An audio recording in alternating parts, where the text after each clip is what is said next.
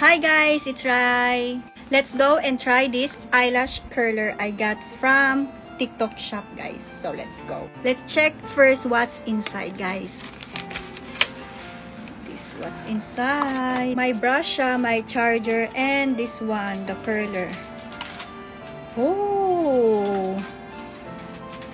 Amazing! Excited na akong gamitin, guys. Let's put first mascara, guys, bago natin siyang i-hot curler. So, let's put it here. So, after that, let's turn it on here.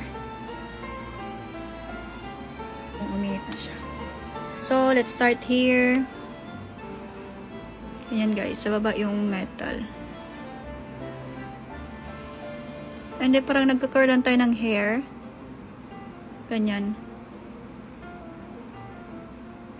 Then, ganun. Oh, tumayo siya. Dito.